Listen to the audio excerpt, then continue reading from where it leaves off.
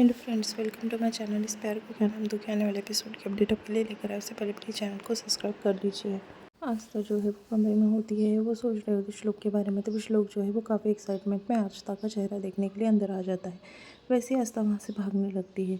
आस्था उसका चेहरा नहीं दिखाती, तभी श्लोक उसका हाथ पकड़ता है, उसे लेकर जाता है पानी के सामने और कहता है कि तुम्हारी जो मन्नत है वो भी रह जाएंगी और मैं भी तुम्हारा चेहरा देख लूँगा। आस्था का चेहरा जो है श्लोक पानी के अंदर देखता है और मुस्कुराने लगता है और उसे काफ़ी अच्छा लगता है। आस्था भी शर्मा जाती है वो देखकर। फिर बाद में श्लोक और आस्था जो है साथ में खड़े होकर हमेशा साथ रहने का वादा टाइप कर लेते हैं। दूसरी तरफ सिद्धार्थ जो है वो अच्छे तरीके से ज्योति का ख्याल रख रहा होता है, नारियल पानी उसके लिए लेकर आता है और काफ़ी उसकी केयर कर रहा होता है। उतने में वहाँ पर कालिंदी जो है वो सिद्धार्थ को फ़ोन लगाकर ज्योति के बारे में पूछती है। तभी वो कहता है कि वो मेरे साथ ही है और अभी मैंने उसे नारियल पानी दे दिया। फिर उतने में उसकी हेल्प करता है। फिर बाद में दोनों जो है साथ में चलते हुए वहाँ से जो है वो घर की तरफ आ जाते हैं। आस्था जो है वो साड़ी पहनकर रेडी हो जाती है दूसरी। तभी वहाँ पर जो है अंजलि से कहने लगती है कि अब जो है ये प्रसाद जो है तुम श्लोक को खिला देना और तुमने भी खा लेना और तुम्हारी जो है ये पूरी हो जाएंगी, मतलब और तुम श्लोक को देख सकती हो, श्लोक तुम्हारा चेहरा देख सकता है, ऐसा वो कह देती है। फिर वो मंगलसूत्र पहनाने के लिए आस्था से कहती है। तभी श्लोक जो है एक कागज़ में वही मंगलसूत्र जो आस्था के गले में से उसने तोड़ा था वो लाता है और उसे सामने खड़े रख देता है और कहता है कि तुम चाहो तो इसे पहन सकती हो आस्था, मैंने अभी तुम्हें समझ लिया, अब मैं तुम्हारी आंखों में एक भी आंसू नहीं देखना चाहता। आस्था एकदम इमोशनल हो जाती है कि श्लोक उसे इतना प्यार करने लगा है और उसकी भावनाओं सब समझने लगा है। फिर आस्था इमोशनल होकर बस रो रही होती है। तभी श्लोक जो है वही जो टूटा हुआ मंगलसूत्र है उसके सामने खड़े कर देता है और कहता है कि तुम यही पहन सकती हो आस्था भी। और फिर बाद में आस्था के गले में जो है वो तोड़ा हुआ मंगलसूत्र वापस से वो बांध देता है।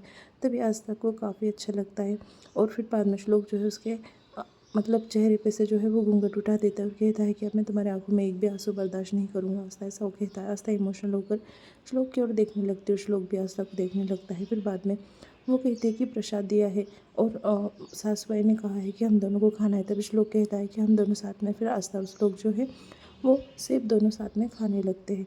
फिर बाद में आस्था को कहने लगता है श्लोक और खाओ। तभी वो कहती है कि नहीं तुम खा लो। बाद में कहती है कि सासुबाई आवाज़ दे रही है और शर्मा कर वहाँ से जो है तुरंत भाग जाती है, नीचे भागती हुई आ जाती है। तभी सोजल जो है वो फ़ोन उठा लेती है, उसके आई का फ़ोन होता है और उसका आई का जो है एक्सीडेंट हो जाता है। बाद में वहाँ पर सोजल काफ़ी रोते हुए आती है और अंजलि को सारी बात बता देती है।